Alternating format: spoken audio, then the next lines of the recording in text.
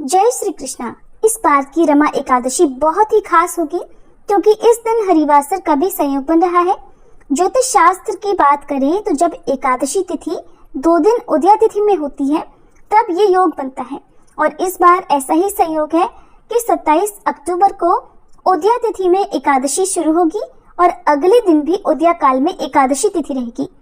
ऐसे में जो भक्त हरिवासर में व्रत रखेंगे उन्हें रमा एकादशी का अनंत फल मिलेगा। रमा एकादशी के अगले दिन पड़ने वाली द्वादशी को गोवत्स द्वादशी के नाम से जाना जाता है और जो भक्त इस दिन उपवास रखते हैं उन्हें गाय के दूध से बनी कोई भी वस्तु का सेवन नहीं करना चाहिए, यानी कि गाय का दूध इस दिन पूजा में या सेवन में वर्जित माना जाता है। गाय के बजाय आप भैंस के दूध का प्रयोग कर सकते हैं। माता लक्ष्मी जी के नाम पर ही इस एकादशी का नाम पड़ा है और धार्मिक मान्यताओं के अनुसार जो व्यक्ति सच्चे मन से रमा एकादशी का व्रत करता है उसे वैकुंठ की प्राप्ति होती है। साथ ही सभी तरह के पापों और समस्याओं से भी मुक्ति मिलती है। एकादशी का व्रत बहुत ही श्रद्धा भक्ति के साथ किया जाता है और इस बार रमा एकादशी का भी ये जानना बहुत जरूरी है ताकि सभी भक्तजन सही समय सही दिन पर व्रत का पालन कर सके। तो चलिए आपको बताते हैं इस बार रमा एकादशी का व्रत कब रखा जाएगा और व्रत खोलने का शुभ मुहूर्त कब से कब तक रहेगा।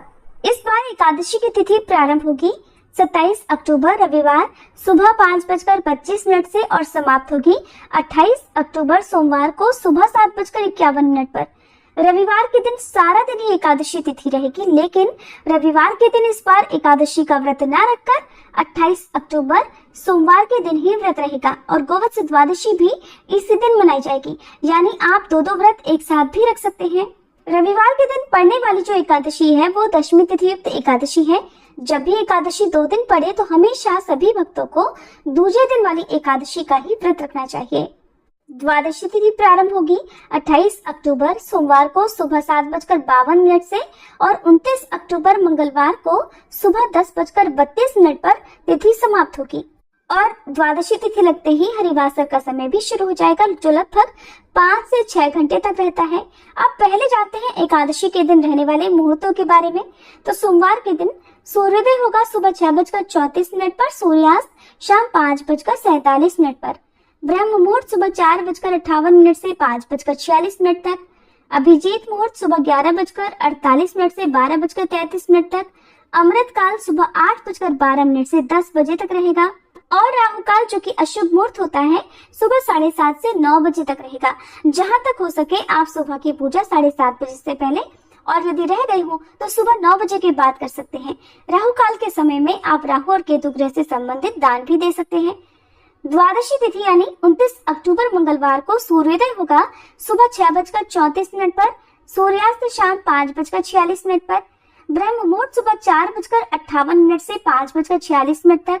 अमृत काल सुबह 10:25 से 12:13 तक रहेगा। अभिजीत मुहूर्त सुबह 11:48 से 12:32 तक रहेगा और इस दिन राहु काल दोपहर 3 बजे से 4:30 बजे तक रहेगा। क्योंकि सोमवार को एकादशी का व्रत और गोवत्स द्वादशी दोनों ही है तो शाम के समय गोधूली बेला में गोवत्स द्वादशी की पूजा की जाती है। गाय बछड़ों का पूजन किया जाता है, गौशाला में दीपदान किया जाता है। तो आप गोधूली मुहूर्त यानी शाम 5:39 से 6:05 के बीच में गोवत्स द्वादशी की गाय और बछड़े की पूजा कर सकते हैं। हरिवासर का समय 28 अक्टूबर सोमवार को दोपहर 1 बजे तक समाप्त होगा।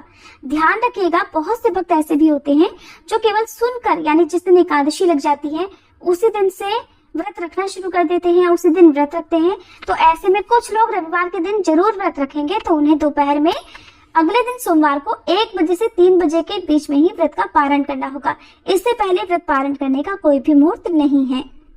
और सोमवार के दिन एकादशी का उपवास रखने वाले भक्तों को 29 अक्टूबर मंगलवार को सुबह 6:34 से 9:35 के बीच में अपना व्रत खोलना होगा।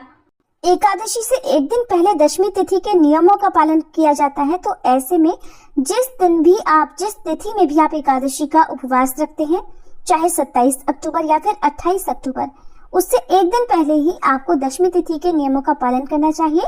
और वैसे आप दोनों ही दिन चावल का प्रयोग वर्जित कर सकते हैं, यानी कि 27 अक्टूबर रविवार को जिस दिन सारा दिन एकादशी रहेगी और द्वादशी तिथि को व्रत वाले दिन भी आप चावल या चावल से बनी वस्तुओं का त्याग कर सकते हैं। जब भी एकादशी का इस प्रकार का संयोग पड़ता है तो बहुत से वैष्णव भक्त दोनों ही दिन व्रत रखते हैं, और यदि दोनों दिन व्रत रखना संभव ना हो तो कम से कम कुछ नियमों का पालन जरूर कर सकते हैं, जैसे कि आप तुलसी के पत्ते ना तोड़ें, चावल या चावल से बनी वस्तुओं का सेवन ना करें, लहसुन प्याज का प्रयोग ना करें, और इस दिन आप भूखे लोगों को भोजन करा सकते हैं या दक्षिणा आदि या मौसमी वस्त्रों का दान दे सकते हैं। ये थी आज की वीडियो। उम्मीद है जानकारी आपको पसंद आई होगी। वीडियो अच्छी लगी हो तो प्लीज वीडियो को लाइक जरूर कीजिएगा।